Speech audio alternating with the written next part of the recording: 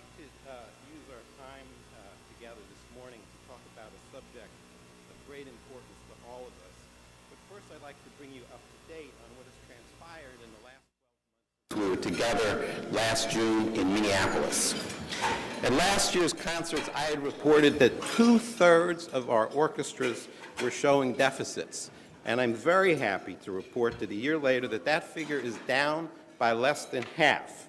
And this is good news, and it reflects improving fiscal management. Closer, okay. Can you hear me now? Okay, good. So, but orchestras have been facing long-term challenges that we know were exacerbated by this recession, but not ultimately caused by it. And the long-term declines that we've been seeing both in philanthropy and in attendance have continued. Clearly, there is still plenty of hard work to do, and this is not the time to take your foot off the gas pedal. We must keep moving forward, and that means actively embracing and promoting change in our organizations. We began this conference with a presentation from our new friends in the auto industry who made it clear that in their world, management and labor agreed on a powerful and unifying goal to meet consumer demands for better and more competitive cars. And while there were plenty of differences and problems that they had to sort out, they made sure that their points of shared belief and common ground prevailed over divisive conversations. We heard how that process became a springboard for the success of the company and its employees. So how can we learn from their experiences in a world that might seem quite remote from the performing arts? What higher goals can bind our musicians and managements and boards together so much that they can effectively work through their sometimes competing interests? Last year, I had proposed 3 types of action that are required in orchestras to achieve future sustainability. Those actions were and remain strengthening fiscal infrastructure and planning, realignment with community needs, and fostering creativity. And just as our friends in the auto industry join together, so do we need to include all of our stakeholders, our musicians, staffs, boards, and volunteers in working toward these goals. And the League, over the past year, has been working hard to find ways to help our members move forward on these priorities. In the face of the great financial strain many of our members were experiencing last year, we developed with the Technical Development Corporation the new SMART tool. And SMART stands for Strategy and Money Alignment Readiness Tool, which gives orchestras a new way to anticipate and plan for both risk and for opportunity. And so far, 10 orchestras have piloted this tool, and I'm encouraged that 40 more have signed on to use it in the coming months. The League has continued to grow an online governance center designed specifically to give orchestras the knowledge and the support that will help them play an effective role in the leadership of their orchestras, from disciplined financial management to developing with their staffs and stakeholders a compelling vision for their futures. In another step forward, we're creating a new conductor seminar together with Robert Spano and the Atlanta Symphony. And that will help emerging conductors bring a wider range of creative expression and thinking across their orchestra organizations. And we've published a new music director search seminar handbook, updated to reflect the new requirements and roles of music directors today. These initiatives will help orchestras make progress in strengthening their financial positions and in nurturing our art form. But during the past year, we've also seen increasing urgency around that third imperative, the challenge to realign with community needs, and this deserves really special attention today. I've titled this speech, Walk the Walk and Talk the Talk. A very overly used cliche, I know, but it happens to describe exactly the conversation that we need to have. To set the scene, I want to share with you a conversation I had in Washington with a very high-level government official who influences large amounts of arts dollars. As I entered the office, before I could sit down, I was confronted with the following opening statement. What is wrong with your members? With 10% unemployment, they go out on strike for more money. Your CEOs are all overpaid and your audiences are all white. Well, that was some conversation starter. I think I said something like, and a good morning to you too. Can I sit down now? I won't take you through the whole episode, but in case anyone was wondering how we're perceived in high places these days, this should leave no doubt. And by the way, that was not the first time we've heard these concerns from influential people, and even uninfluential people. I'll tell you a brief anecdote. I can't resist sharing this because it's so poignant. And this is, I'm going to report a verbatim conversation I had with a cab driver 2 days ago. I get into a cab in the front of the hotel, and I say, I'd like to go to the Meyerson Center. The driver was a young African-American guy, maybe 25. And he said, is there a concert? And I said, well, not now, but there's a big convention going on of all the orchestras in the country. And I said, are you the conductor? And I said, no, I run the organization. And he said, I love orchestra music.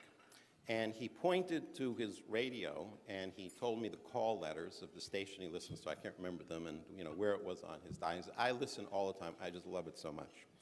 So I said, well, have you been to the Dallas Symphony? And he said, oh, no. And I said, well, why not? And he said, it's just too expensive. And I said, well, have you looked at their website? Because there's probably a range of prices for seats, and I bet there's something that you could probably afford. And he said, well, even if that was true, I don't have a tuxedo. And this is a problem for us. So whether in high places or, I don't want to say low places, but in everyday places, we have a perception issue. And as we've told you before, debates are heating up on Capitol Hill, where there are serious questions about the continuation of our preferred tax status. We are classified as nonprofit organizations, but a better term might be public benefit organizations. After all, it's the public benefit we provide, it's the quid pro quo for the tax exemption and our eligibility to receive tax-deductible contributions. The League will continue to advance orchestra's position, but my encounter underscored the need to change negative perceptions of our field. In other words, by walking the walk and talking the talk. So I'm going to devote the rest of my remarks to both what it is we do and what it is we say. So when it comes to doing, I'm very pleased to say that our field as a whole is making terrific progress.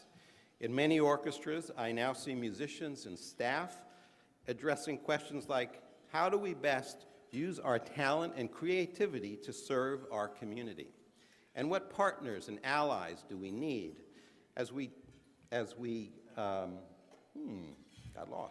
do we need in order to ensure real value to more of our community?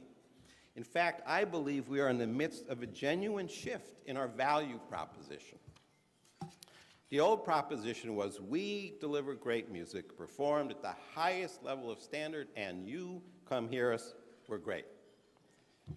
But a new version is emerging, and it's something like, we, orchestra, musicians, staff, volunteers, board, together we can use the unique orchestral experience to meet a wide range of civic needs, and will make our concert experience more accessible to a broader array of our community members. Let me cite a few examples of this proposition value shift. Here's one that shows how just a regular subscription program can provide public benefit and community engagement. This was a Memphis Symphony concert that exemplified what struck me as an absolute nexus of community and artistry. And this was a Memphis Symphony concert. It began with May Ann Chen speaking for, I think, only 60 seconds before the concert started. And this is what she said. She said, I was born in Taiwan. I've lived in America for 10 years, but I just became a citizen. And when I signed the papers, I had to reflect on what being a United States citizen meant to me. She went on immediately, this big feeling surged up in me, and the feeling was a sense of hopefulness. That's how she defined what was most important to her about being an American citizen, hopefulness. And suddenly, we heard the rest of this superb all-American program through the ears of a new American, defining her relationship to our country. That relationship between new immigrants and our nation is a hugely vital subject today and a matter of great concern to all Americans. Here's a brand new example. This spring, a group of Detroit Symphony Orchestra musicians conceived a project to strengthen music education in Detroit. Collaborating with the DSO management and Save Our Symphony, they created a new summer music festival that will provide workshops for over 140 high school students taught by DSO musicians, and it will culminate in a side-by-side concert in Orchestra Hall and will also feature concerts for Detroit area audiences. Now here's one final illustration, and this one just breaks all of the rules. This is the Brooklyn Philharmonic's Beethoven Remix Project, where they invited local DJs to remix the Eroica Symphony. Now there are three things going on in this, I think. One is we see a bridge to another community of artists and genres. Two, there's an opportunity for those artists to be part of the creative process. And three, there's a potential through this link to expand and re-envision our traditional repertoire.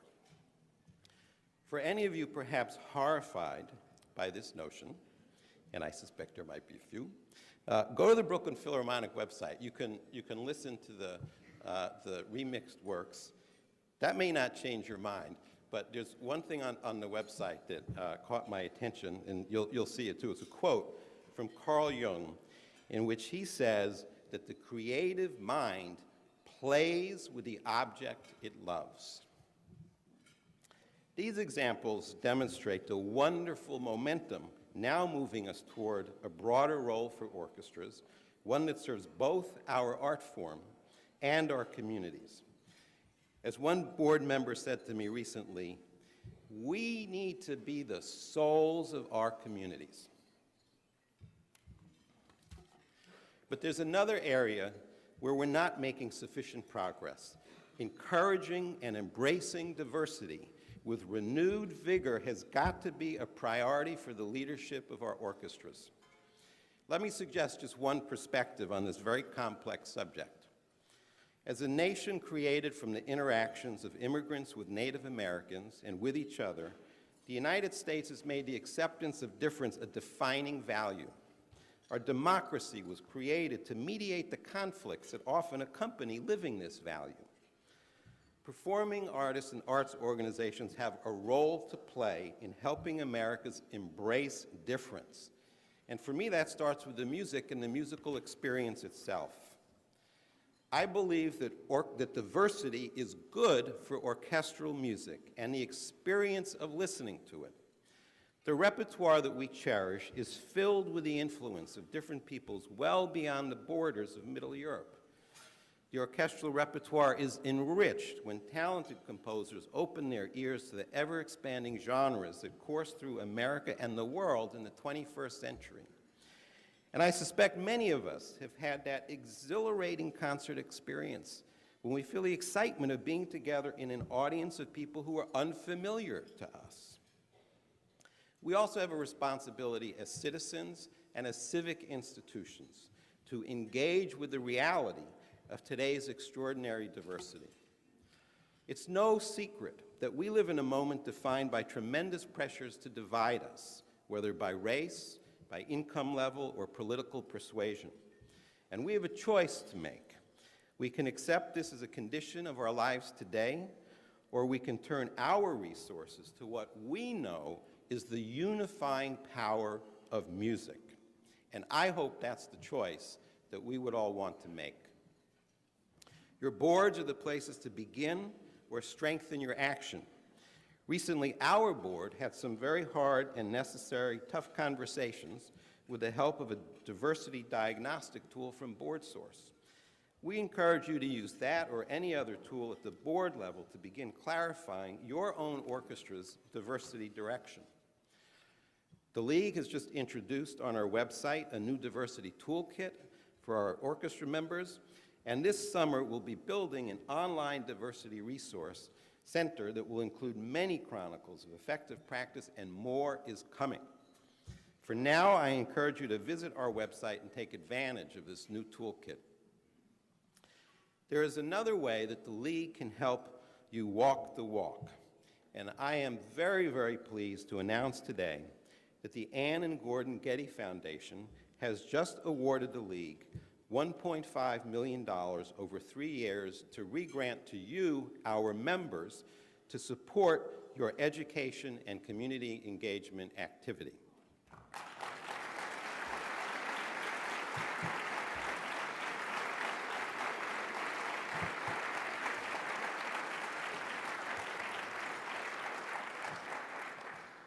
This is the largest re-granting program the League has ever run, and it aims to give orchestra the resources to help them grow and innovate in this crucial area.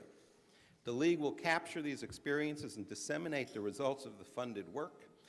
And when you get home on Monday, well, you'll get home before Monday, but on Monday, you can go to our website and you will find more details about application requirements.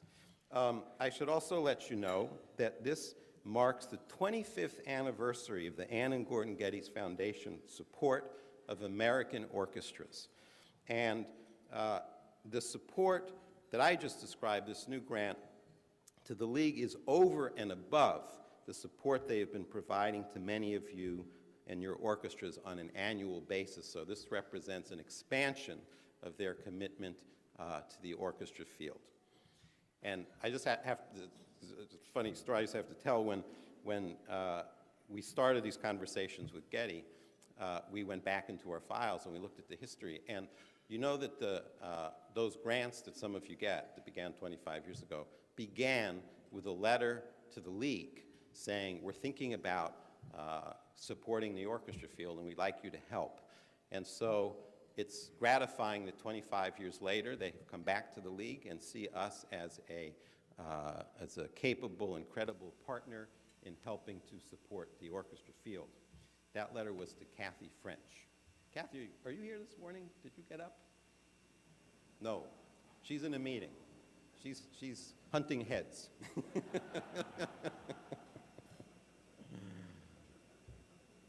Okay. Well, I think that providing public benefit is intrinsically good for our communities, for our institutions, our musicians, and our art form. It's also rapidly becoming a practical necessity. So I want to take us now into the talking the talk part. Our language and our messages need to catch up with today's reality. Too much of our language is rooted, oh my gosh.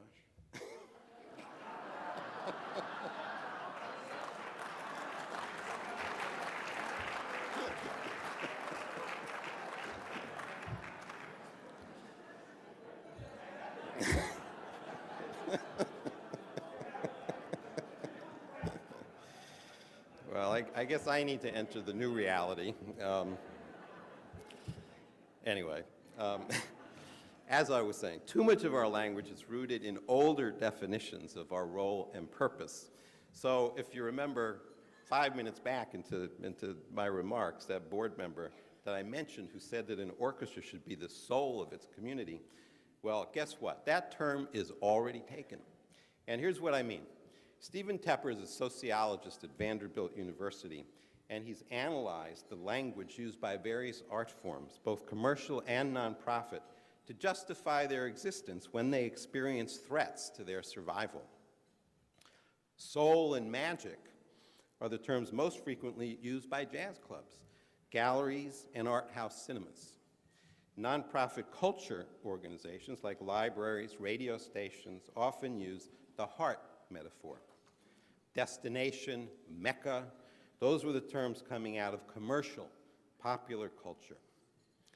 So what words do orchestras, art museums, opera, ballet, and nonprofit theater use most frequently? jewels, treasures, and gems. Some of the specific phrases Tepper captured are the crown jewel of museums and the solid gold Cadillac of orchestras. Gold in Cadillacs are symbols of wealth. Crowns, of course, suggest royalty. But I think most of us would agree that these terms and images are not how we think of ourselves, nor how we would like others to think about us. The League has been working hard the past 2 years to develop language and messaging that fits our orchestras for today. We began by researching influential leaders and how they perceive orchestras. And to hone our messaging, we work closely with external partners in the broader nonprofit sector. I want to propose to you an entirely new and perhaps even radical way of defining orchestra's role, a framework that views our role through the lens of service to our communities. This new framework is part of our Public Value Toolkit, which members can go to on our website. You should have these 4 top-level messages at your tables, and I want to read them because they're very different from how we used to think about this before. Number 1, communities want to broaden public access to economic and cultural resources, and orchestras are helping to expand access to music by working collaboratively with more and more diverse communities. Number 2, community health and vitality are urgent public priorities, and orchestras contribute to healthy societies through their increasingly active participation in civic life. And number 3, lifelong learning is essential in the 21st century, and orchestras provide and champion lifelong musical experiences and participation in the creative process. And 4, a citizenry steeped in creativity, excellence, and the ability to navigate differences strengthens our democracy. And orchestras are large groups of people collaborating to inspire audiences through the power of the creative process. Their collective pursuit of high artistic goals in collaboration with cultural and civic partners demonstrates how much humans can achieve when they work together.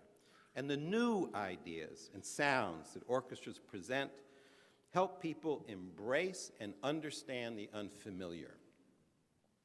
Now, this is a framework. It's not the 10 Commandments. It's not even the 4 Commandments. We invite you to adapt it, to suit to your needs, to let us know what works or doesn't work for you, and to call upon us for support. It's intended as a living document. And you'll no doubt want some time to absorb this and think about it, talk about it back home. I would only point out for now that what I'm sure you've already noticed, that these messages place our orchestras in direct relationship to meeting community and societal needs. To truly fulfill that relationship, we must focus on it throughout our organizations, not just in community engagement departments. And this is a tremendous opportunity to break down the silos and involve many of your constituents and stakeholders. Now, let me be clear, if your orchestra cannot demonstrate how it is living these messages, you should not be using them. But expect to hear many more critiques from donors like the one I heard in Washington. So when we ask ourselves, what shared interests can galvanize us to work together, one answer surely is walking the walk and talking the talk. And that is both playing an authentic civic role and communicating effectively about it. Thank you very much. Enjoy the rest of the morning.